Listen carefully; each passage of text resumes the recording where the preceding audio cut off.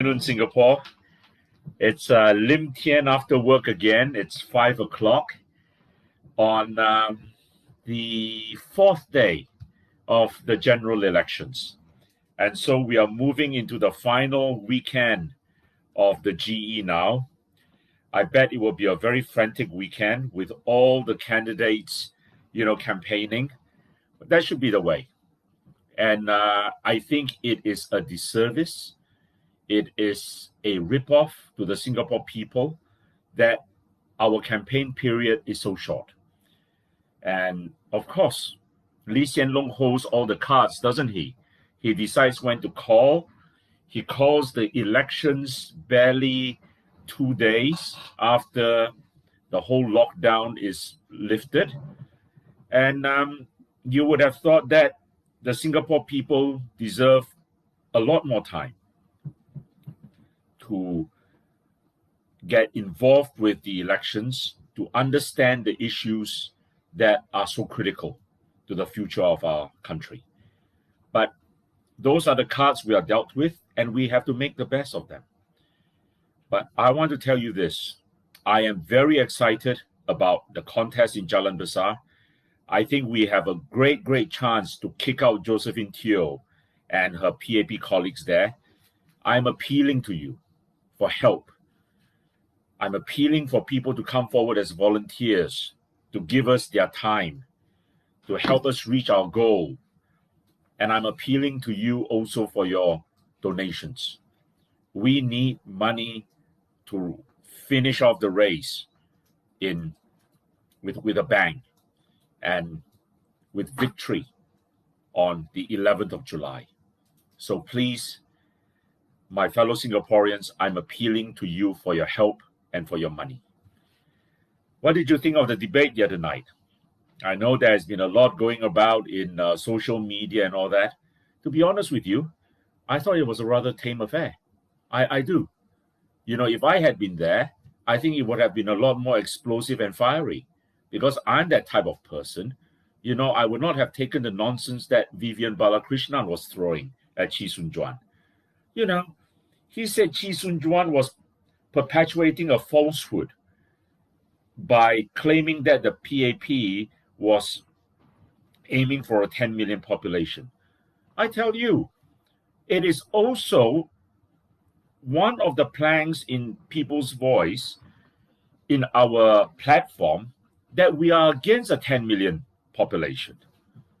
And we had made that clear, not only this year, but last year, because it was clear to everyone who was following the news that that was the direction in which the PAP was heading towards.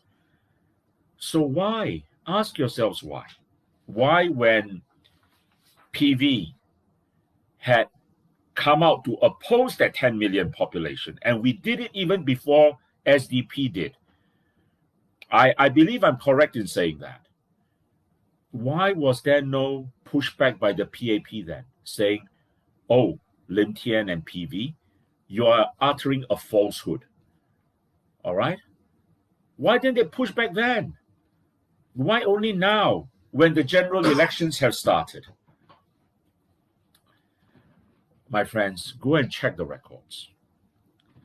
Why would Heng Swee Keat at a forum, if it was not the plan, bring up what Liu Tai-ke had said, that Singapore must eventually have a population of 10 million in order to prosper, in order to thrive?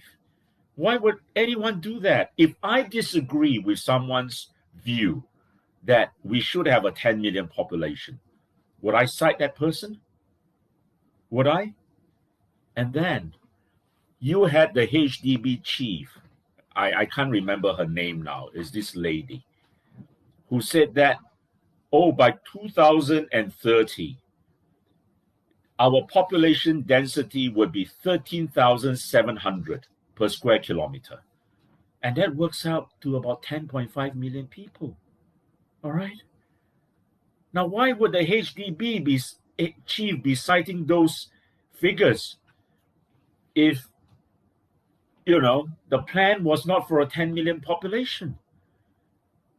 And then you had other things, like there was a report that came out from a Japanese news site. I think it was the Asahi Shimbun or the Nikkei, one of those, that said that Singapore was planning for underground structures in its master plan. Yeah, and that report was carried by alternative media such as TOC as well. I read those reports. Yeah. Why did the government not come out vehemently then, vociferously, saying, all this is fake? So, my friends, the only logical conclusion you can draw is that those were indeed the plans or indeed the intentions of the PAP. Yes, there's no need for Heng Swee Keat to come out openly to say our plan is for a 10 million population. All right? But if you cite someone's comments, and then when opposition parties like PV and SDP have said we are opposed to a 10 million population, and you don't come out to say, what rubbish are you talking about? Those were never the plans of the government. And we have been opposing those plans. PV has been opposing those plans for, I dare say, a year now. When you don't do that, but you only come out when the general elections have started, that means you finally realize that there is great opposition in the electorate towards your plans. And then it is the pot calling the kettle black, isn't it? Or the other way around, by saying that your opponent is uttering a falsehood, by suggesting that the government is pushing towards a 10 million population. Well, I certainly would have not stood for Vivian Balakrishna's nonsense that night. You know, if I was there, I would have hit back and I would have cited what I just told you in support of my contention that indeed the government was planning or had intentions to move towards a 10 million population. I think the HDB chief's citation of the statistics is the best proof, all right? Is the best proof. Let me now, I see someone has passed a comment asking me to comment on conflicts of interest in our government. My friends, you know, ministers can come out, deny that there are possible conflicts of interest in government when spouses of ministers are appointed to high positions like the Auditor General and so forth, or even the Chief Executive Officer of a sovereign wealth fund. Now, I take the contrary view. And in countries like England, the United Kingdom, they have very strict codes of practice, which spell out clearly what would be conflicts of interest. To me, and I'm not making any references to codes of references, codes of conduct in other parliaments or other countries. My instinct is that if the Auditor General is the wife of a minister or a minister of state, that inherently is a conflict of interest. Because the Auditor General is involved with auditing government departments, government ministries. Now, how is that not a conflict of interest?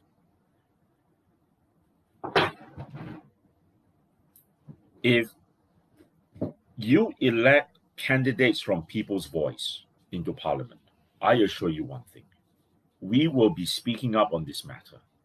We would be pushing for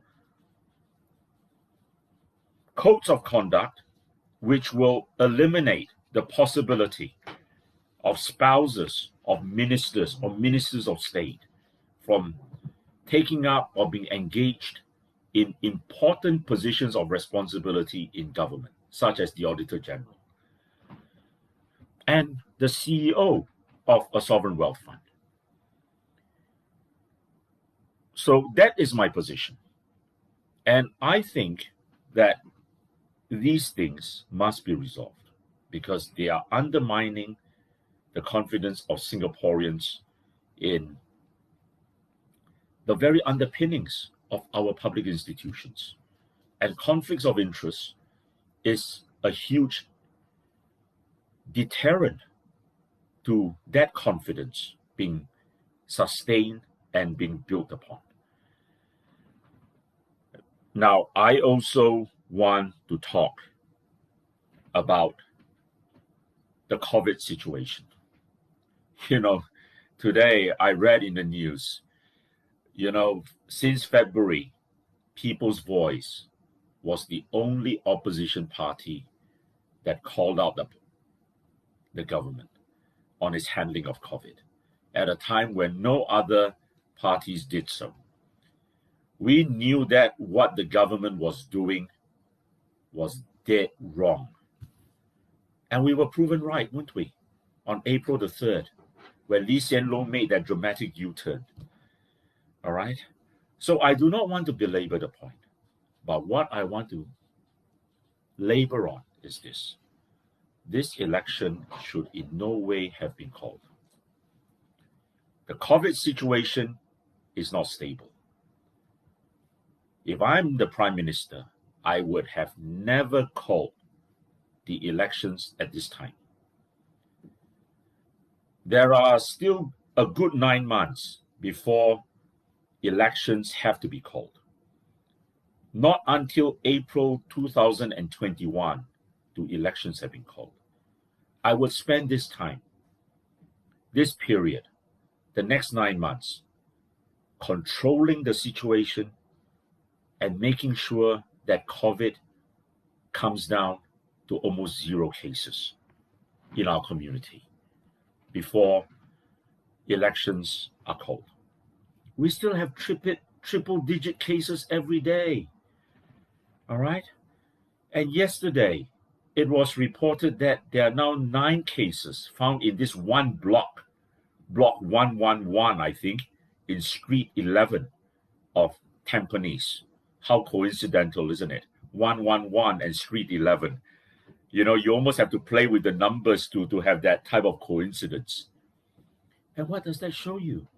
It shows you that the spread in the community is there. And how can any caring government allow elections to be called at this time?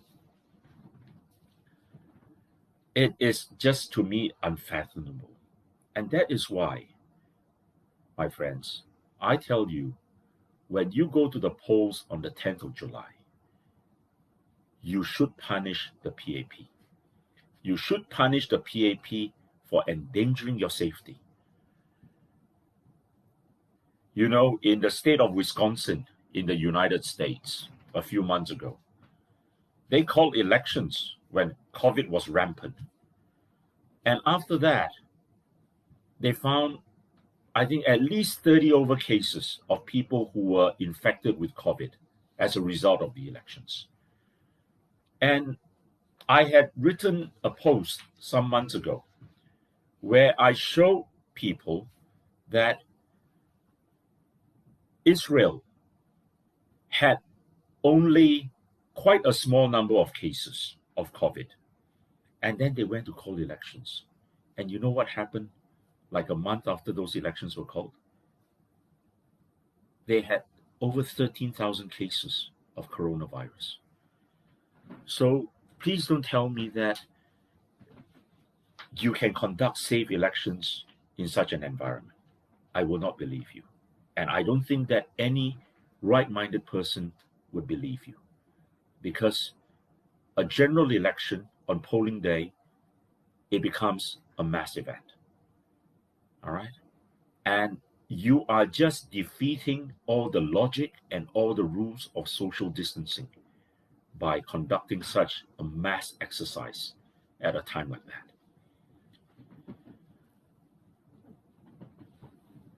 And now I want to move on to something which I think is of utmost importance to our democracy and to your future and the future of your next generation. There is no doubt in my mind that Lee Hsien Loong called these elections because he thinks that there will be a flight to safety by the voters, that in times of a crisis, people will always flee to the ruling party. And he's hoping to wipe out the opposition in the process. Now, a few so-called experts have opined that yes, in these elections, the opposition is going to be wiped out. One of them is Bilvir Singh. He's an associate professor of political science in NUS, I believe. He has written a number of books, the latest one being PAP.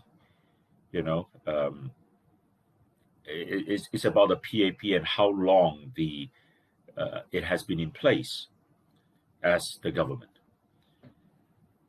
And the other person is someone who is involved in advertising, public relations, and claims to have expertise in social media and things like that as well. And both have opined that the opposition is going to be wiped out in this election. Well, I take the contrary view. But let's suppose for the moment that they are right. What is the consequence of that? Just sit back and think for a moment, my friends. In 2015, the PAP achieved a 70% mandate, all right? And which was a 10% increase from 2011 when they had 60% and 40% went to the opposition. You know what happened after 2011? When the opposition achieved its best showing ever since independence? The PAP started implementing policies which were more favorable for the people. So it started to have things like, the Silver Generation Scheme or whatever they call it, all right? And then the Pioneer Generation schemes and all that in the lead up to the 2015 GE. So it started to move left, all right? Because it sensed the unhappiness in the people. It knew that it had to do a lot more as far as services were concerned, as far as supporting the people was concerned. And maybe that laid the foundations for its victory in 2015. On top of that, I have always said that the 2015 general elections was an aberration because there were two factors involved there. There was SG50 and there was also Lee Kuan Yew's death, which I think resulted in at least a 12 to 13% swing to the PAP. That is my personal estimate because people were emotional. Of course, there is no Lee Kuan Yew's death this time, but you have now the COVID saga. And Lee Hsien Loong is probably doing his psalms and thinking, well, if I call now, people are fearful, people will flee to the ruling party. Now, let's imagine if on the 11th of July, Singaporeans wake up and realize that, oh, wow, the PAP have achieved 75% or 80%. And some experts actually are predicting that, all right, in the elections. And you think back to the last 5 years, what the PAP have done. They increased water tax by 30%. I call it a water tax. Yeah, they call it by other names. To me, it is a tax on water. All right. We had a 30% hike in the price of water. And you just go up the pole to think of all the other charges they have increased. Your conservancy charges, energy charges, transportation charges. I have lost count. Do you think that your lives are going to be any better? Or do you think that your lives are going to be much worse in the next 5 years before we have elections again? So, my friends, do not be consumed by fear. Why should you? After all, this was the government that failed you miserably for COVID-19.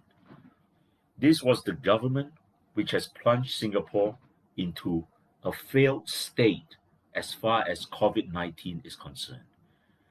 The leading epidemiologist in Australia has said that Singapore is one of the greatest failures as far as COVID-19 is concerned. I'm sorry, I do not know whether his title is epidemiologist or he calls himself by a communicable infectious disease expert. Yeah, one of those. I want to try and be accurate if I can. You know why? Because last night, PV was POFMAT again. Yeah, because I had said in one of the live shows, like what I'm doing now, that the government spends $250 million every year giving free education to foreigners. And so I was POFMAT because the Ministry of Education says, no, that is false. We may provide $238 million a year to subsidize foreign students, but that's not the same as giving them free education. All right. I really don't know why this POFMA law even exists. Why can you not come out to clarify and say that that is an inaccurate statement and the actual fact is this? But they have availed themselves of the supermajority in Parliament to pass this law called POFMA, which more than 90% of the time is used against opposition politicians, opposition parties, and activists, people who speak out against them. You know, my friends, under English law, a government cannot sue for defamation. It cannot. That is known as the rule in a case, a very famous case known as Derbyshire.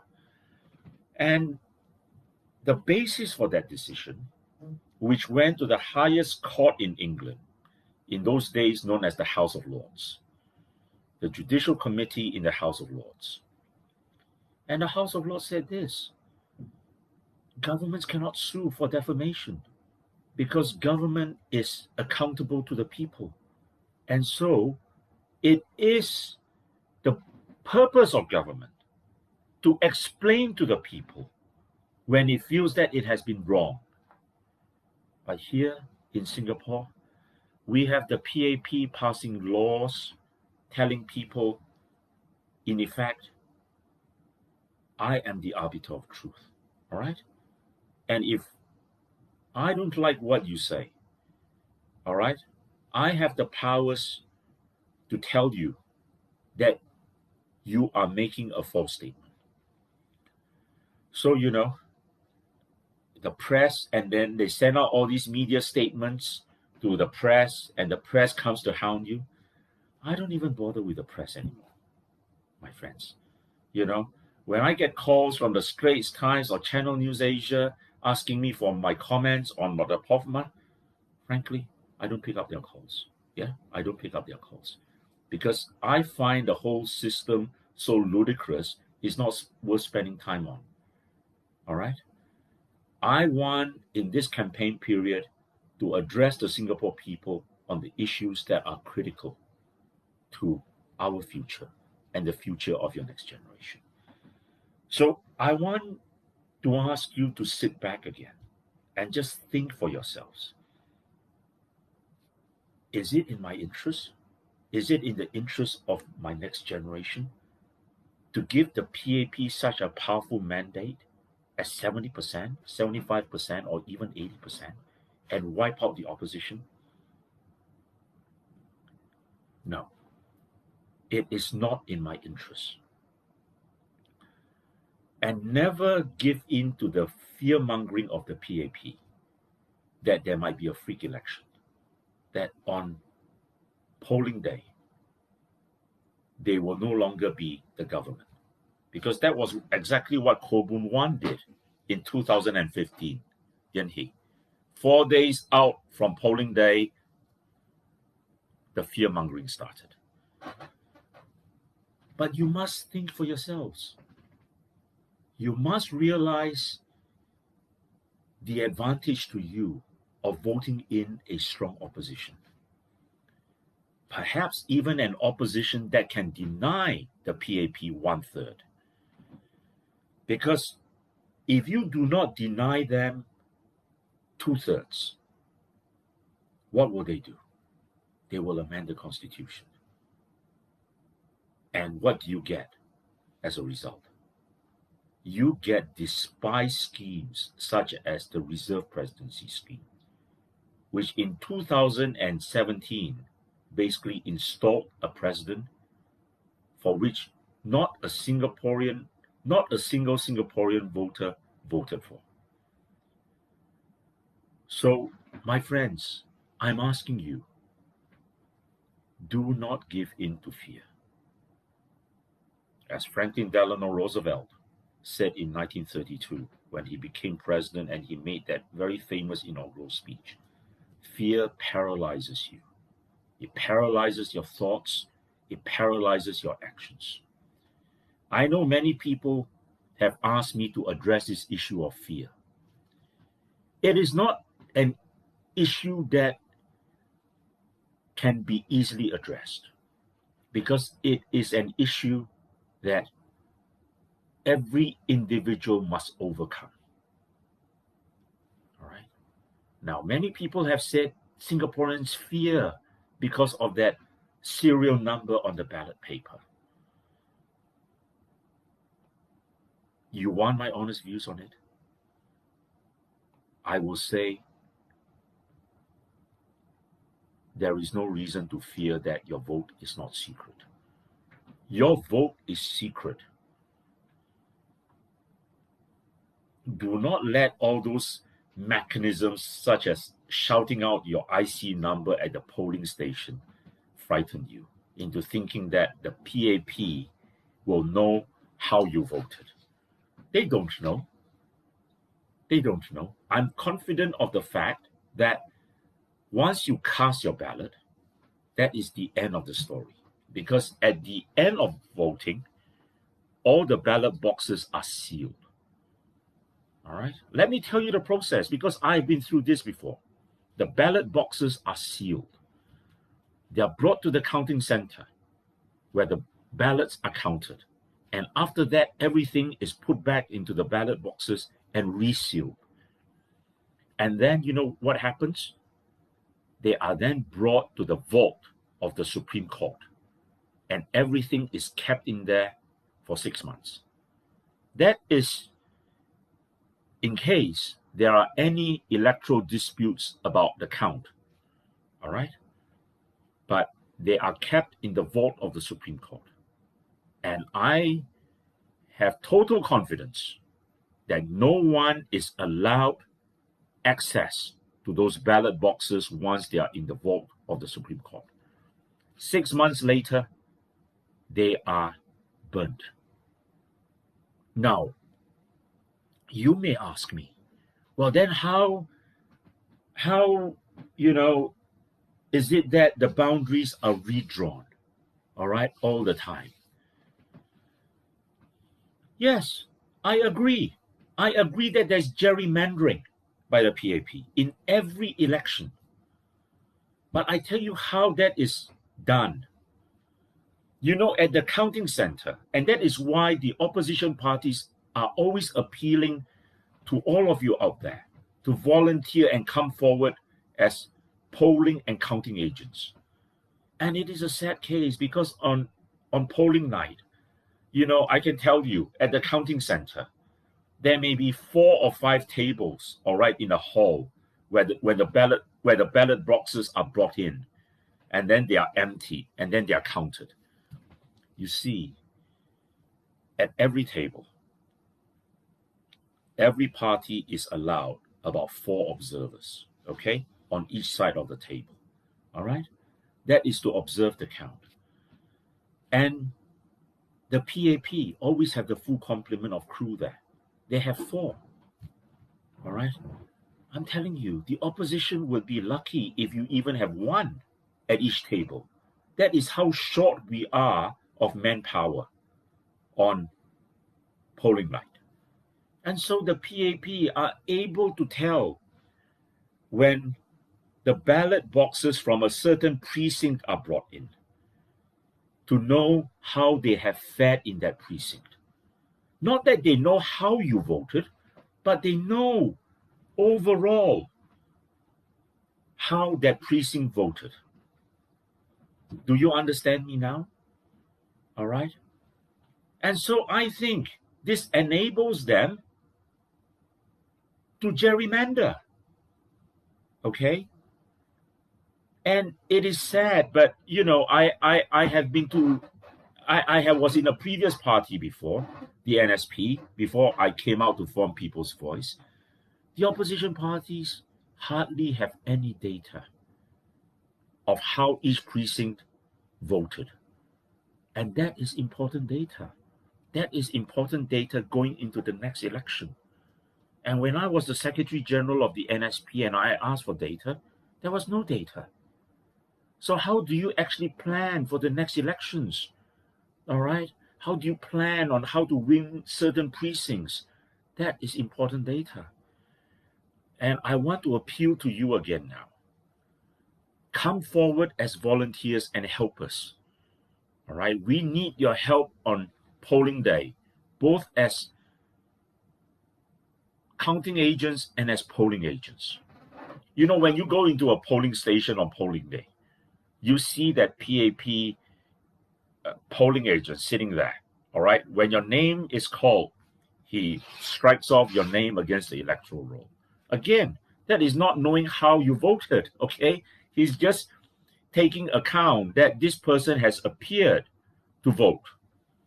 And then very often, you see for the opposition, there is no polling agent there, all right? So that is a disadvantage, and the opposition always has so many disadvantages going into an election. And all we can do is to keep appealing to people to come forth to help us. Now, one day, there will be equilibrium when the opposition is on par as far as strength is concerned with the PAP. But until then, we must make do with the best we have. And I keep appealing to you, my fellow Singaporeans, for your help in terms of time and in terms of money. I want to stop there and take a few questions. I am going to go on a walkabout after this. We only have 6 days after today, and we are soon going to hit the climax of the campaign. Thank you. CV Hawkeye, you have made a comment. Experts are the mouthpiece of the PAP. Well, I leave you to judge for yourself, but I wouldn't say that I disagree with you. All right? I wouldn't say that I disagree with you. The mainstream media always go to those few selected so-called experts. Yeah? The names never change, and you have to ask yourselves, are these the establishment experts? Why do they never go outside of those so-called experts? Yeah. And I mean, in law, when you are a lawyer like me, I will say this: there are lawyers and there are lawyers. All right. You cannot go to a lawyer and expect that he's the most fantastic person in court, because every lawyer has his own speciality. All right? You don't go to a medical negligence practitioner expecting him to be able to fight a criminal case or expecting him to be able to fight a defamation case. Yeah? And so I am very skeptical whenever I hear this term expert bandit about, because I'm telling you, I have destroyed a lot of experts in the court of law. Yeah. I mean, in cross-examination, I have destroyed the testimony of a lot of experts. So forgive me if I don't give so much recognition or respect to so-called experts. Everyone can be wrong. Yes. Hui Shi, you have said, can you speak in Mandarin? Many senior citizens don't understand English. Hui Shi, I agree with you. I am going to start speaking in Mandarin from now on. I know that for too long, I have confined myself to using English, which is my natural language. You know, I want to say a bit about my language abilities. Both my parents were Chinese educated. Both were graduates of Nantha University. And at home, I grew up with Mandarin around me because my parents communicated with each other using Mandarin.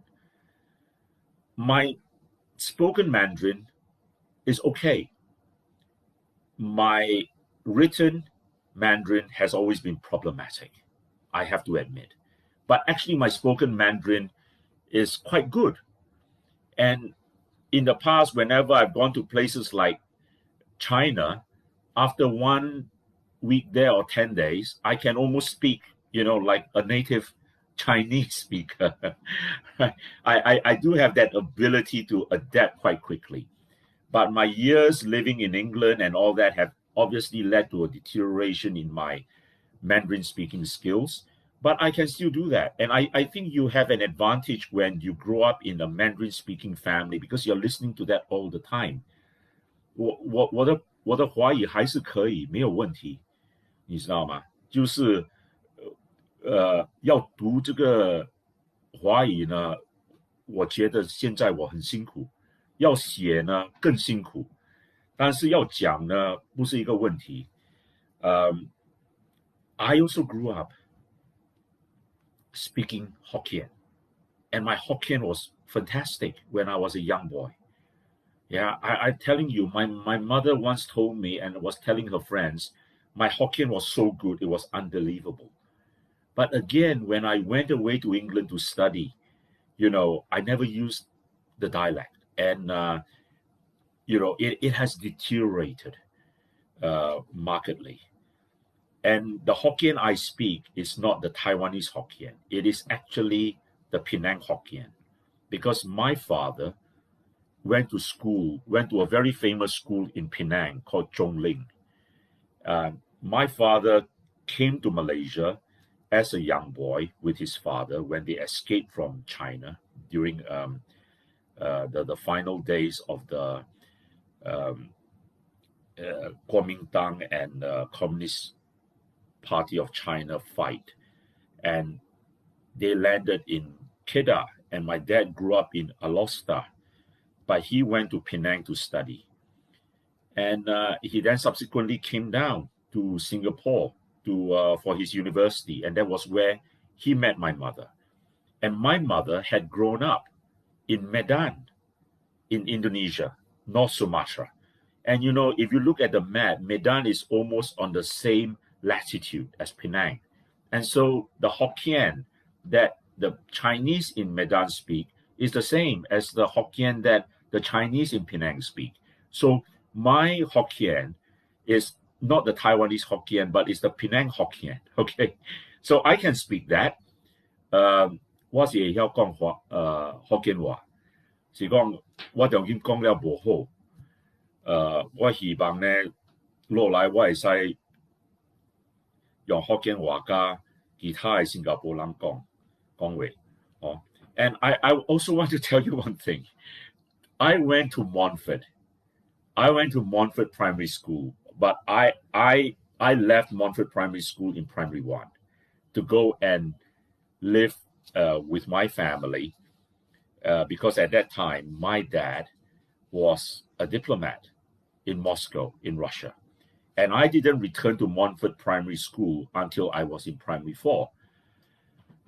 And then Montfort, in those days, was known as the Teochew speaking school, all right? Because our former premises was just right next to the Church of Nativity, along Upper Serangoon Road and almost at the junction with Punggol Road. And in those days, my friends were all Teochew speaking, right? They used to live in the kampongs there, and in those days, it was literally kampongs everywhere around my school. There was a huge cemetery to the side of it. And then many of my friends were from pig rearing families. You know, they still had pig farms in those days. And so when I associated with them, even though I was a Hokkien, you know, they were all Teochews. And so my Hokkien got co-mingled with Teochew. And sometimes when I say words in Hokkien, actually they are Teochew words because, you know, I sort of learned them from my friends. And so it was actually easier to communicate with them in Pidgin Teochew than in Hokkien because they may not understand me. So I ask for your forgiveness if sometimes I speak in Hokkien, but some words I use are actually in Teochew. All right. But thank you, Huishi. I will certainly, in my walkabouts from now on, use Mandarin, use Hokkien to communicate with Singaporeans, especially the elderly. And I will also attempt to make a few speeches in Mandarin.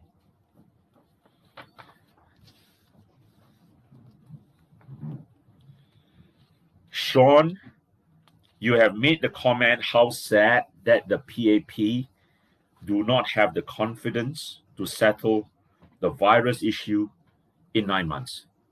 Absolutely. And I tell you, that is disingenuous of them. When you keep hearing people like Lee Hsien Loong, Ong Yi Kang saying, oh, we need to go to have elections now, or, you know, we need to have schools open now because the virus situation may be with us for a very long time.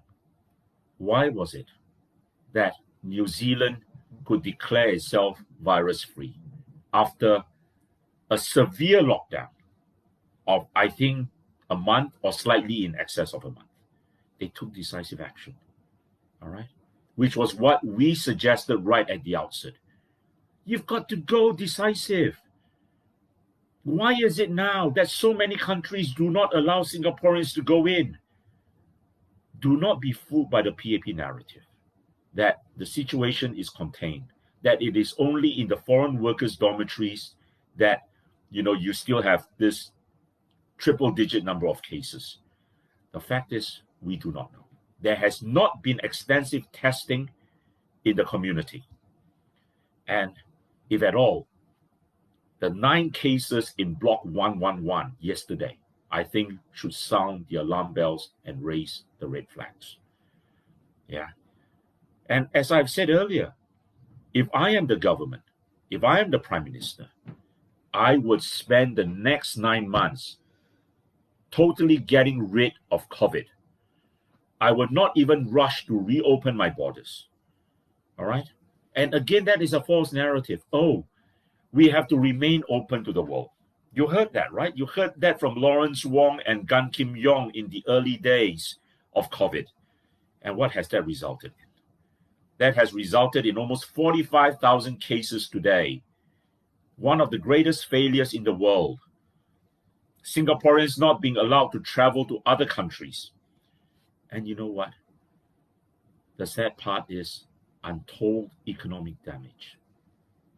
And again, Singaporeans, I ask you not to be beguiled by this so-called $92 billion that the government has set aside to fight COVID. It is not spending $92 billion, all right? But you also have to think, despite some assistance given to citizens and businesses, many businesses are going to go out of existence because of the damage inflicted by an incompetent government handling a crisis when it could have been contained very early on.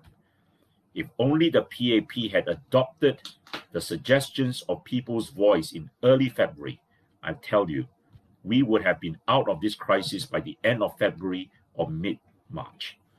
Instead, we are in the early stages of July. 4 months down the road, and COVID is still not contained. And you still have ministers coming now to you saying, oh, we may have to live with COVID for the long term. Sad, incompetent. My friends, I hope you have enjoyed this session of Lim Tean After Work. I'm sorry I have to end here because I have to do my walkabout now.